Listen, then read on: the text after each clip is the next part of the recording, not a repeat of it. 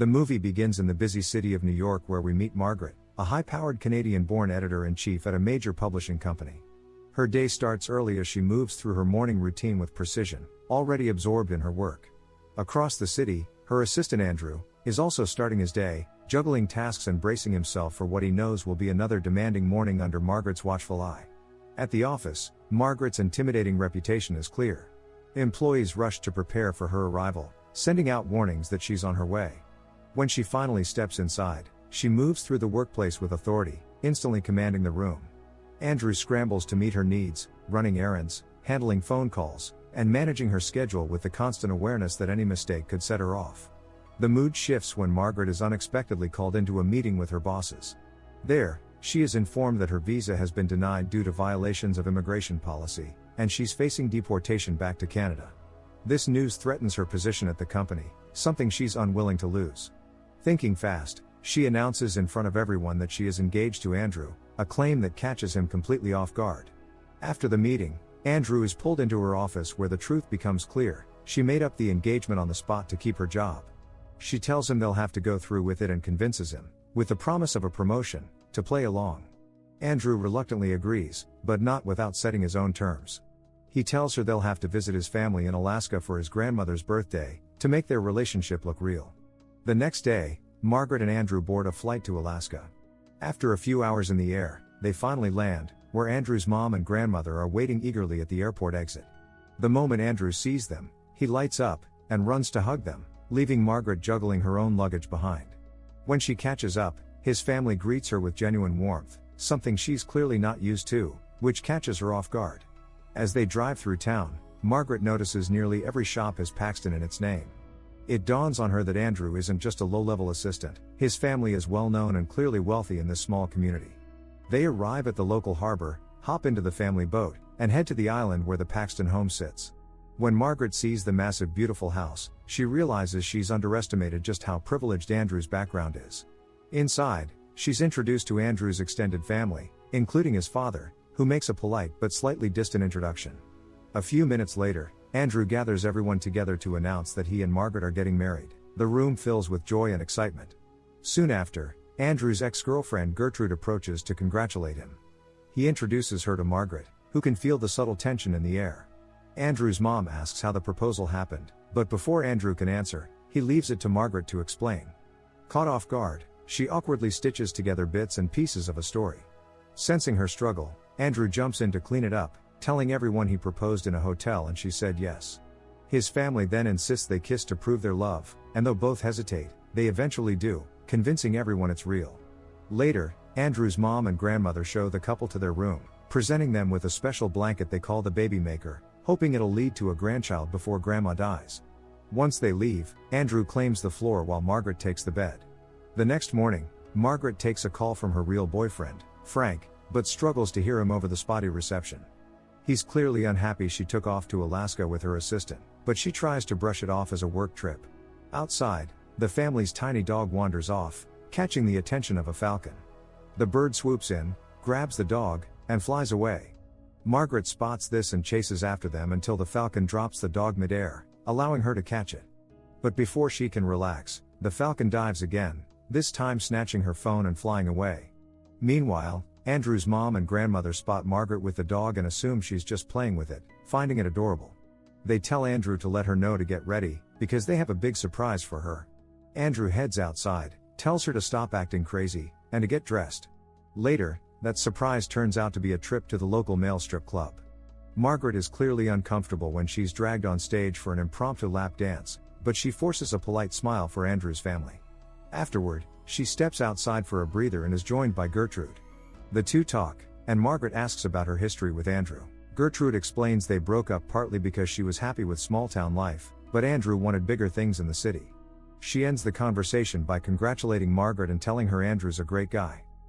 Later, Margaret, Andrew's mother, and grandmother return to the property, find Andrew standing outside, visibly upset. His mother immediately heads over to Andrew's father, demanding to know why her son is so angry. His father admits he told Andrew he should stop wasting his life as an assistant and return home to take over the family business. His mother fires back, pointing out that criticizing the work Andrew loves will only push him further away. She blames him for why she hardly sees her son now, saying Andrew avoids visiting because of the constant pressure. Later, Margaret is in the shower when she hears movement in the bedroom. She doesn't know Andrew has walked in wearing headphones, completely unaware she's there. He strips down and heads to the bathroom, only to walk straight in on her. They both freeze, embarrassed, and quickly covering themselves. Andrew awkwardly explains that he didn't hear the water because of his headphones. That evening, Margaret opens up to Andrew. She tells him she lost both of her parents at a young age and has spent most of her life alone, which is why she throws herself into her work. Andrew starts to see her differently, not as cold and calculating, but as someone who's been deeply hurt. The next morning, there's a knock at their door. Margaret rushes to wake Andrew and urges him to get in bed so it looks like they've been sleeping together. Andrew's mom walks in and sees them cuddled up. She and Andrew's father announce they want the couple to marry on the family island the very next day because Grandma's health is failing. The two are shocked but feel they can't refuse. Later, Margaret takes a bicycle ride to clear her head.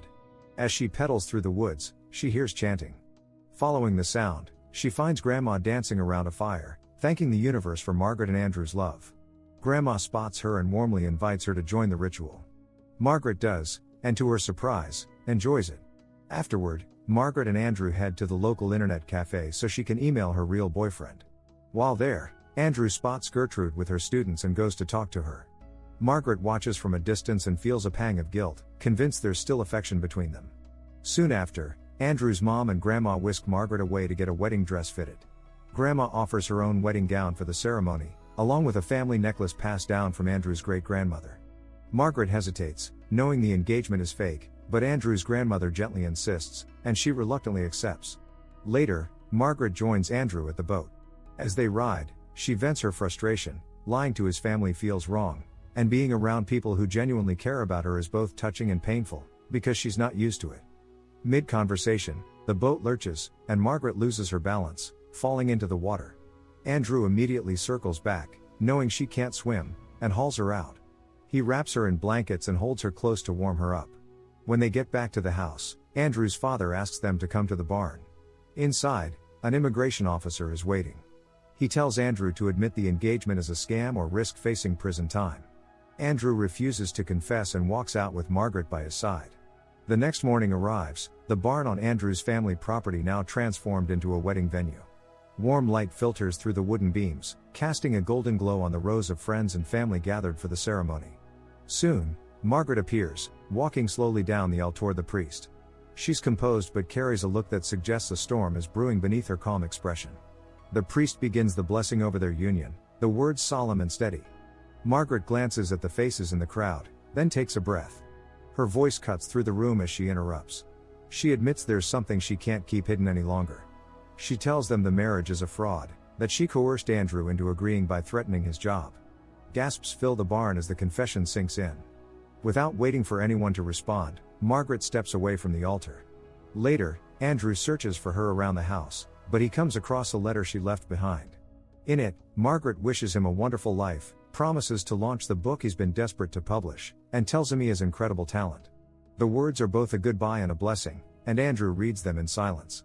Not long after, chaos erupts when his grandmother suddenly collapses. The family rushes to her side, and soon she's on a small plane bound for the hospital. Inside the plane, the air is tense until she suddenly reveals she faked the heart attack, her scheme meant to end the long-standing tension between Andrew and his father. She makes Andrew promise to value his family and not let pride keep them apart. The following day, Margaret is in her office, quietly packing her things as she prepares for deportation back to Canada. The once confident editor now moves with a subdued heaviness. Suddenly, Andrew walks in, and tells her that over the past 3 days, he's fallen in love with her, not the fake version of their relationship, but the real her. He then asks her to marry him for real this time. The tension between them dissolves as he pulls her into a kiss, and the employees watching from nearby are left stunned by the sight. Margaret and Andrew's carefully constructed lie has somehow led to something real. Please make sure to like, comment and subscribe for more notifications. Until next time. See you soon.